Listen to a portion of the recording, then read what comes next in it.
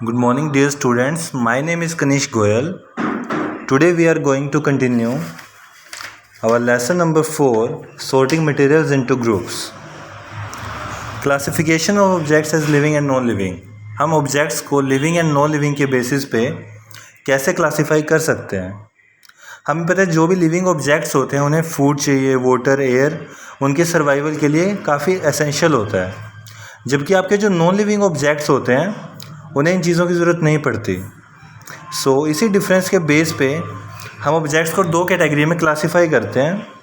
एक एग्जांपल के तौर पे आप कह सकते हो कि आपके जो टेबल, टॉय, डो, क्लोथ्स, रोज, एल्गी, पेंसिल एक्सेट्रा एक्सेट्रा, मान लो आप इन सबको कंसीडर करो.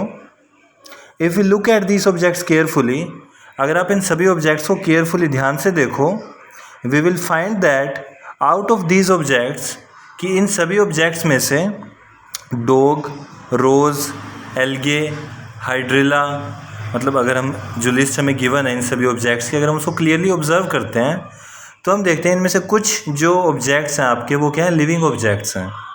On the other hand table, toy, clothes, pencil, knife, shoes, black board, wool, feather and nail are non living objects. कुछ ऑब्जेक्ट्स आपके नॉन लिविंग है जिनके अंदर life present नहीं है.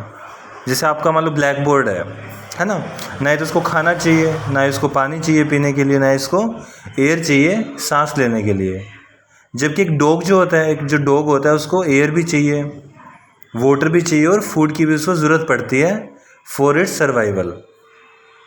ये हमारे पास लिविंग ऑब्जेक्ट्स हैं. We can classify or divide all the above objects into two main groups as living objects and non living objects as follows.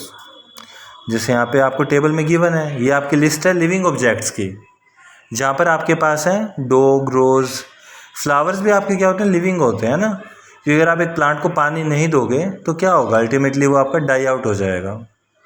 जबकि आपके जो नॉन लिविंग ऑब्जेक्ट्स हैं जैसे शूज़, ब्लैक बोर्ड, फेदर, ये सब आपके, इनको किसी भी चीज़ की ज़रूरत नहीं पड़ती. देन है हमारा classification of living objects as plants and animals. अब जो लिविंग होते हैं उनके अंदर भी कैटेगरी होती है आपकी plants and animals. All the plants can make their food by using carbon dioxide, water and sunlight, whereas animals can not make their food in this way. Plants अपना जो खाना होता है, भोजन होता है, उसे खुद बनाते हैं, जबकि जानवर अपना खाना खुद नहीं बना सकते हैं ना. ह्यूमन बींग्स भी एनिमल्स की कैटेगरी में ही आते हैं. इसी डिफरेंस के बेस पर आपके लिविंग जो ऑब्जेक्ट्स होते हैं वो दो ग्रुप्स के अंदर क्लासीफाई होते हैं as plants and animals. Now जो आपके लिविंग ऑब्जेक्ट्स हैं जैसे रोज़, एल्गे, हाइड्रिला, कैक्टस और जो ट्रीज़ होते हैं आपके, वो सब आपके प्लांट्स हैं. वेयर एज जो आपका dog, grasshopper, earthworm, fish, hen, ये सब आपके एनिमल्स के अंडर में आते हैं. आपको टेबल में गिवन है प्लांट्स के, आपको एग्जाम्पल गिवन है 5 एंड 5 आपको एग्जाम्पल्स गिवन है एनिमल्स के.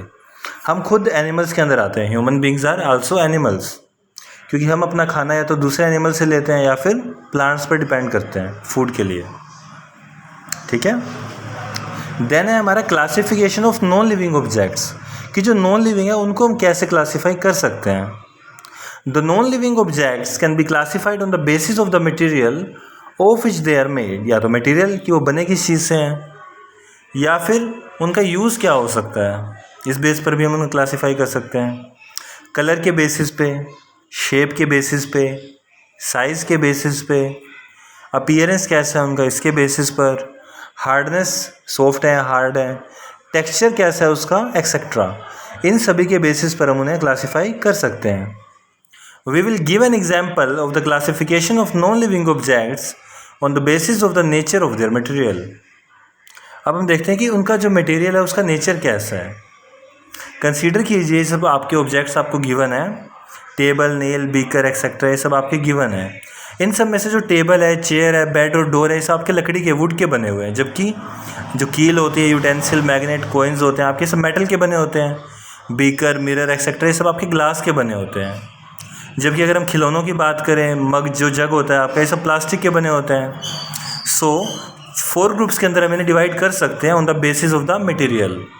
फर्स्ट है आपका जो वुड से बने हुए हैं, सेकंड आपका जो मेटल से बने हुए हैं, थर्ड है जो आपका ग्लास से बने हुए हैं, एंड फोर्थ वन इज जो ऑब्जेक्ट्स आपके नॉन लिविंग प्लास्टिक से बने हुए हैं. Okay, and this classification is shown on the next page. बिल्कुल, जो आप नेक्स्ट पेज खोलोगे, जो कि हम नेक्स्ट क्लास में करेंगे, और यही आपका होमवर्क है जो आपको घर से करके आना है। Okay students, so that's the lecture and thanks for today. I hope you understand.